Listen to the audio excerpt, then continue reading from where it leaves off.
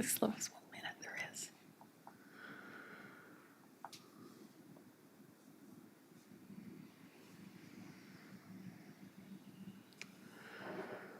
It's pretty quiet.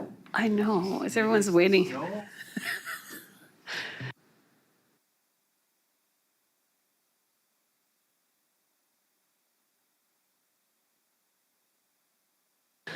Okay, well, we'll call the meeting to order, and I can confirm we have a quorum. And I will acknowledge that we are located on the traditional territory of the Lil'wat'en people. I'll need a motion that the agenda for February 28th, 24, regular meeting of the Strathcona Gardens Commission be adopted as presented. Move adoption. Thank you. Second. Second. Any discussion? All in favor? Any opposed? That's carried. It doesn't look like we have any petitions or delegations. I'll need a motion that the minutes of the inaugural meeting of the Strathcona Gardens Commission held on January 24th, 2024 be adopted as presented. Move receipt. Thank you, Commissioner Rice. Second. Well, I think Commissioner Kerr will give that to him this time. Any public considerations for the current meeting? I think we'll move right into our staff reports and put a motion on the floor that the report from the Chief Administrative Officer be received. Move receipt. Thank you, Commissioner Rice. Second. Commissioner Grenland. Is there a presentation we're going to have? Thank you, Chair. Just a brief explanation of this partnership program. So Strathcona Gardens management and staff have been working closely with School District 72 to develop several partnership initiatives that would run towards the end of this school year and then throughout the 2024-2025 school year. And partnership programs with the school districts are particularly important to the health and well-being of the community, the development of future lifeguards, and the overall increased water safety awareness in our community. And the reason for this is twofold. It supports the Strathcona Gardens in filling the facility at times outside of peak operating hours. So we bring these students in throughout their school day at a time when our facility is used less heavily. And it supports families in the community in being able to get their students to the facility despite, increasing demands on family time with dual working families and students in after school care. It's getting harder and harder for families to get their students to the facility in those kind of peak after school dinner hours. So the programs that we've proposed are the following three programs. So we have a grade 3 swim program where we could take up to 540 students from grade 3, which includes grade 2s and 2-3 splits and 4s and 3-4 splits, and teach them an 8-week Learn to Swim program where they would have an opportunity to get a swim lesson and also have some free just fun play in the pool, which is important as well.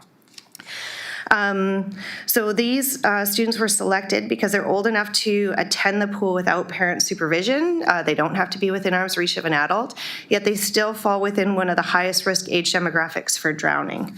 And the grade 3 swim program was previously a provincial swim program, and that program ended in the early 2000s due to staffing availability and budget cuts. And we're looking to bring that program back just locally as a regional initiative.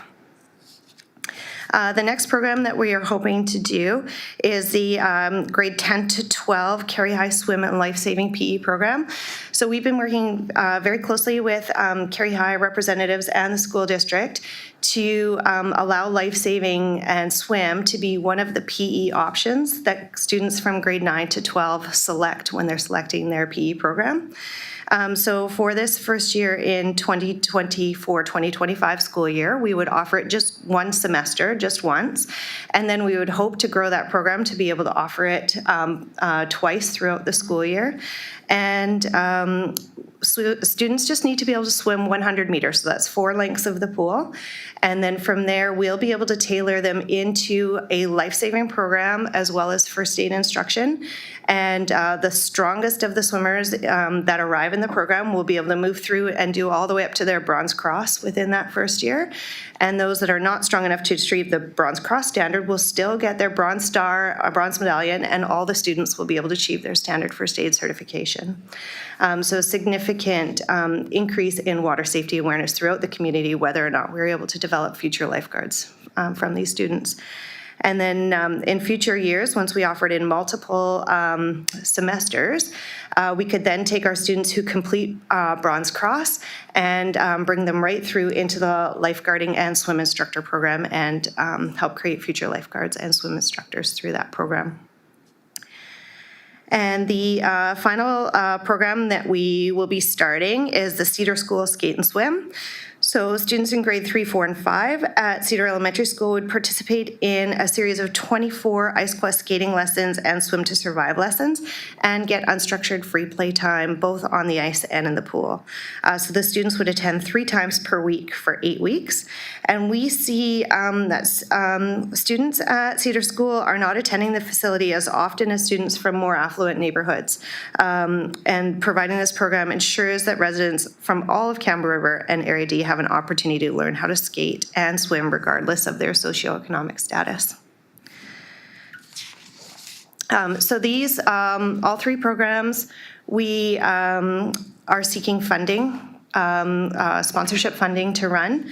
The school district 72 has committed half the cost of the Carey High Swim and Life Saving Program by investing in having one of their PE teachers take their swim and life-saving instructor courses so that they can be one of the instructors for the program.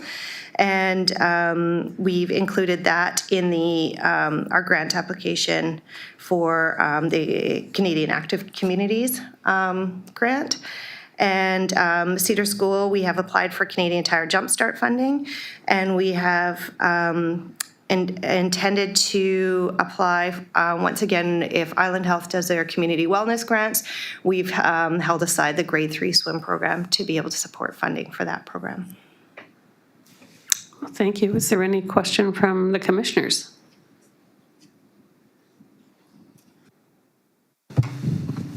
Yes, Commissioner Kerr. Thank you. So in terms of funding, the rest would be carried by the city or the regional district? So if we're unsuccessful in getting grant funding, we've applied to have the grant funding cover the entire cost of all of these programs. And if we're unsuccessful in getting grant funding, the commission would have a decision to make. Would you want us to pursue these programs anyway and embed it into our operating costs and adjust our other services so that we can include it in our regular operating budget? Or if you would like us to continue these programs but offer it on a cost recovery basis where the families are picking up the cost of the programs. And just to add to that, the times when the school would be in the gardens are low usage times. We have the staff scheduled to work those times. There would be just less public access, which is a very minimal revenue. So it's hard to quantify the exact impact and cost to the SRD, but it is minimal. It's not, the grant funding supplements more than we would lose if we didn't offer this and just had public access and just, incurred that revenue adjustment. No, that's great. I mean, I think these are all great initiatives. I mean, without a doubt, it's hard to. I mean, it's apple pie and motherhood. I mean, you can't not vote against it. But it just would be nice to know what the cost would be outside of the potential funding. So I do have those cost numbers. So if For the grade 3 swim program, we're looking at a cost of $24 to $30 per student, depending if they choose the full 8-week program or if they do a reduced program. And so if we were to bring in all 540 participants that we'd have spaces for, we're looking at a cost of $17,000 per school year, which bridges 2 of our fiscal years. The Carey High Swim and Life Saving Program is a cost of about $500 per student. We can take a maximum of 24 students in that program. And so that program cost is $12,000 per semester.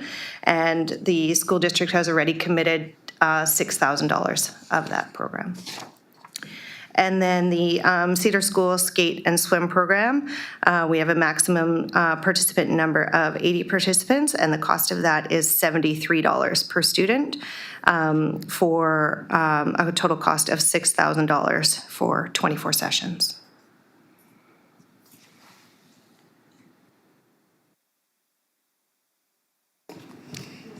Yes, Commissioner Grunland. I want to say it would be money well spent. Very, very nice proposal, and I like it. Any further question? My question, is there any further questions? Okay, my question is, are we anticipating to start this in September? And if you don't get the funding by then, we do a financial plan amendment, come back to us? We're going to see something like that?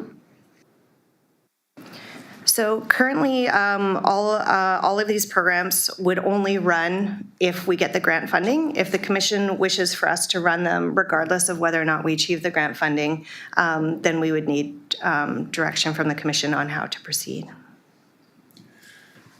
We have budgeted funds for these initiatives currently in the budget. There's no need for an amendment.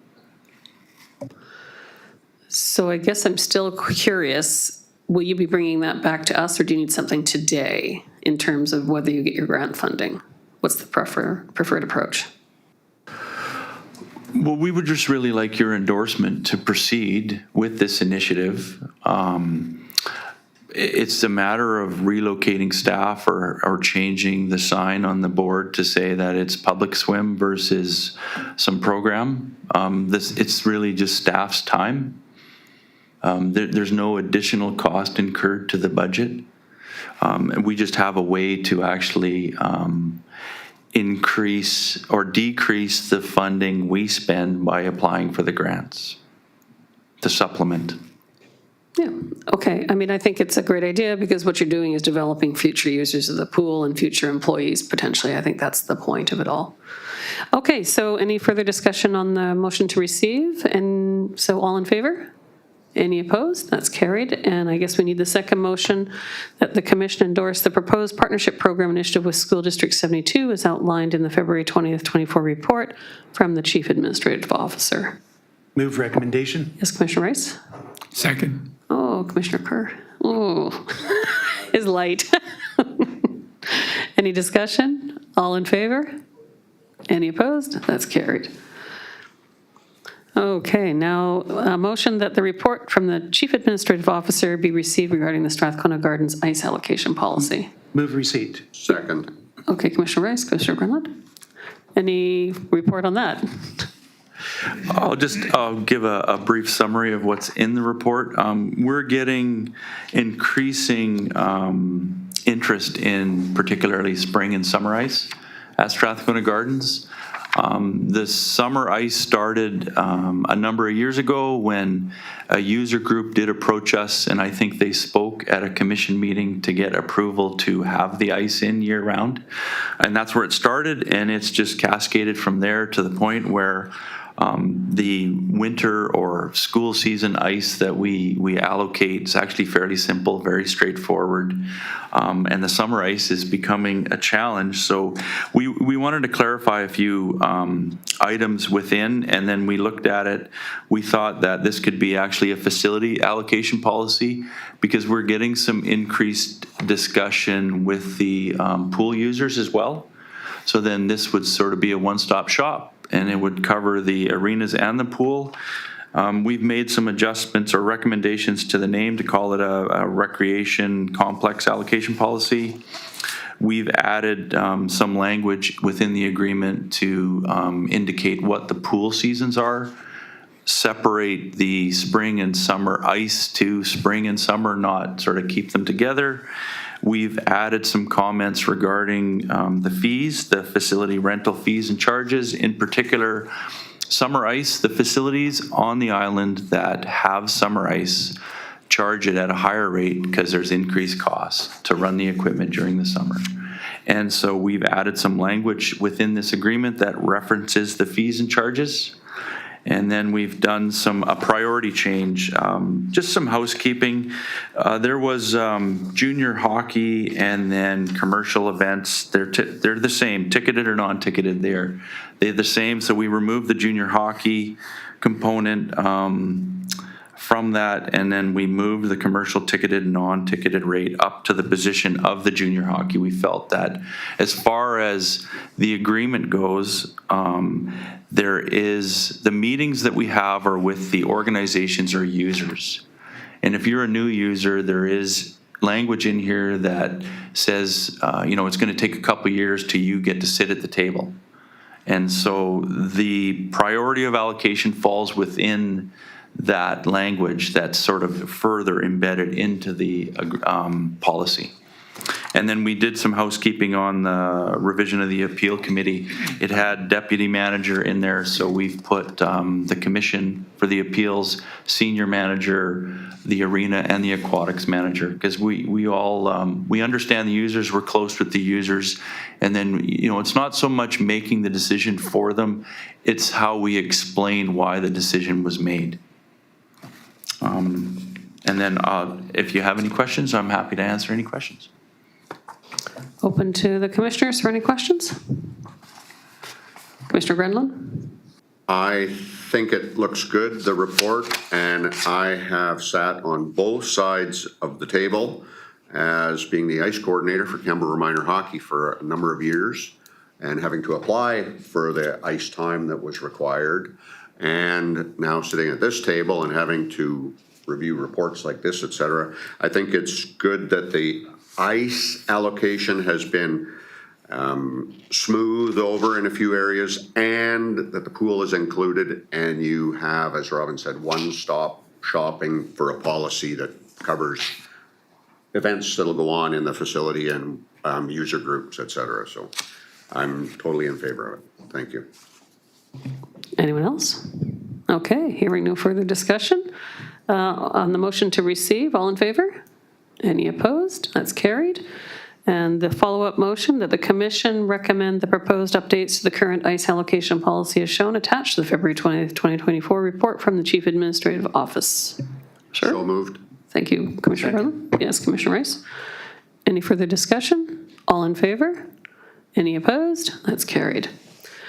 So now we have a motion on the Recreate project, the grant application update, that the report from the Chief Administrative Officer be received. Move receipt. Thank you, Commissioner Rice. Second. Commissioner Brennan, thank you. Oh, we have an update. Okay. Through the chair to the commission, good morning, everyone. In 2023, we submitted a grant application to Infrastructure Canada Green and Inclusive Communities Building. That grant application we were expecting was for $13.4 million to help support the funding of the Recreate program, the Recreate project, I'm sorry. This application was submitted to support exactly the new aquatic center that we're planning to build this summer 2024. 3 weeks ago, we received a letter from the federal government announcing that we were not successful. We have requested a meeting to debrief us to understand more the gaps and where we need to improve for future applications. The answer that we received is that, first of all, our application scored really high. However, the number of applications that they received was oversubscribed and not enough funding is available. So this is a program that has a funding of $1.5 billion. It ends in 2026. We're continue monitoring future intakes and looking at opportunities to see if we can apply it again. It is very disappointing, but we know that we have worked really hard, and I just want to take this opportunity to thank the managers of Strathcona Gardens who help us and support us, communications as well here at SRD. And just to finalize the update to the report, there is no need to consider an amendment to the budget since the Recreate budget didn't include funding from this source. I welcome your questions. Any questions? Seeing none, I think you're off the hook. All in favor of receipt? Any opposed? That's carried. Well, thank you very much. Now we're at the Strathcona Garden Service proposed amendments and a motion that the report from the Chief Administrative Officer be received. Move receipt. Thank you, Commissioner Rice. Second. Commissioner Gunland, thank you. Any further discussion on this one, or is this just? So perhaps, Madam Chair, I can just give a sort of a summary. So the Strathcona Gardens service really, to date, has been, well, it's a fairly old service. It's come through letters patent, et cetera, and a number of amendments. But basically, it talks about the provision of facilities and excludes any mention whatsoever of offering programs. And the purpose of the report today is to suggest to the Commission that, especially with Recreate coming online soon, that the Commission might want to look at fixing that problem. And I believe it is a problem because technically speaking, we're supposed to be providing facilities for others to use rather than for us to be running our own programs, et cetera. So that's kind of the gist of the report. And if there's any questions, we're happy to add some.